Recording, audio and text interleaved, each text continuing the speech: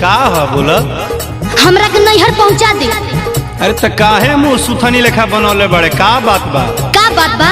जाके अपना माई से पूछी। हम घर में अब 1 मिनट ना रहो। माई आजी के दवाई देवे में कोनो दिक्कत बा? दिक्कत तो बहुत बा, दिनों रात खाना बनावा खियावा हमारी है काम बा। अरे माई बाबूजी बाबा आजी 4 आदमी के तो खियावे के बही में हाला कइले बड़े। हमार बात सुन, रही नहीं हर के हम अपना क्यूटी। अच्छा हमर होता खराब रोजे ब्यूटी। लंदन के तोहर माई बाबू बदले नाथ हो। हाँ। नहीं करब नौकर लेखा ड्यूटी। अच्छा तो तू अपना नैहर में राजकुमारी रहू? हाँ तो रहबे कैनी हम। अरे तो ठीक बा, वही के राजकुमारी रहू तो जो परिवार के जिम्मेदारी तोहरे नु लेवे के पड़ी। तू ही बोला आखिर। हम कुछ नहीं जानत। ई कोनो बात थोड़े हो। रही नहीं हर के हम अपना क्यूटी। हमर होता खराब रोजे ब्यूटी। चुप रहा। तोहर माई बाबू बदल नाथ हो। नहीं करब नौकर लेखा ड्यूटी। इतना हल्ला ना करे के। जाने से हाथ नहीं खे, तोहरा बुझात नहीं खे। जाने से हाथ नहीं खे, तोहरा बुझात नहीं खे। हमर सुख तो रोज उठला दी। हमारा गाँव का है का? बात ही निराली। अरे जा जा। हमारा गाँव का है बात ही निराली। अरे बहुत बात दाल भात चोखा संगे जियो। दाल भात चोखा ओहो। मिले लछाली दही के मिले लछाली। हमारा गाँव का है बात ही निराली। सुनो हमारा गाँव का है बात ही निराली, समझी? हमको नहीं समझना है। काहे? आप समझिए। गांव भर में हाला है कि सबसे बढ़िया पतोह तुम ही हो, घर का सारा काम करती हो। काम दिनों रात हमको काम करना पड़ता है। खाना बनाओ, कपड़ा धुलो, यही काम है मेरा। तो और क्या काम है? तुम्हारा काम है व्हाट्सएप चलाना, यूट्यूब चलाना, और नहीं तो मोबाइल में फेसबुक चलाना, लैपटॉप चलाना।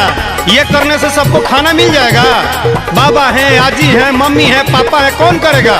एगो पतो हो घर में तुम। बात समझो यार। पहला धर्म है ये नारी के। हाँ। सेवा करो महतारी के। अच्छा। उल्टा सीधा कुछ करो ना, बोला तू कुछ बिचारी के। ओ लगता है आप बीबीसी लंदन से आए हैं, जो हमको सिखाने चले हैं। अब मेरा सार सिखाया नहीं तो क्या करूं? ए राजा हो हमरो दरदिया तनी जहनल करो। आहा। बतिया हमरो ये पिया कबो महनल करो।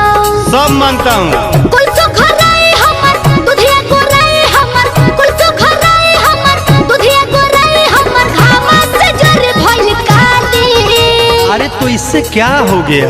अरे से बात करती तुम तब से मुंह लटकाई हो। तो क्या कर? कोई तुमको कुछ गलत सिखाया है, कान तुम्हारा भरा है। हमारा गांव का है बात ही निराली। अच्छा क्या?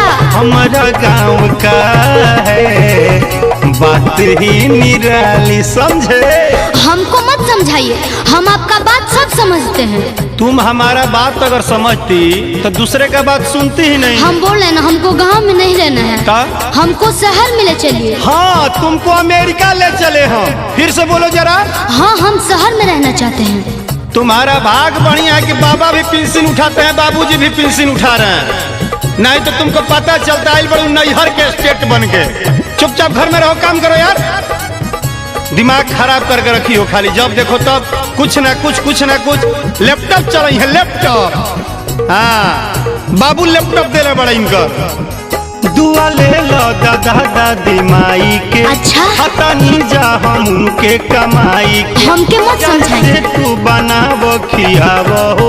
अच्छा। कुछ नहीं मिली खिसियाई के। काहे ना खिसियाई? अरे पगली, गुस्सा करो, हमसे करो ना जितना गुस्सा करना है, हम तुमको मना लेंगे, समझी? ए रजबू बतिया बुझाइल तोहर सच्चा बाहो। बड़ले बा। बचन रखे सही है अच्छा बाहो। अब समझी हो। गलती ना अब होई, हमरा के माफ करी। मंगल जी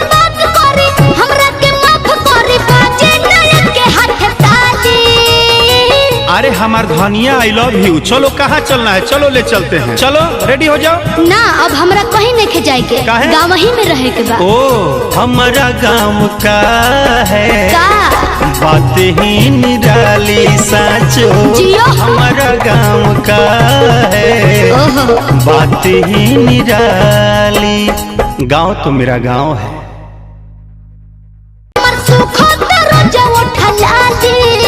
हमारा गाँव का है बात ही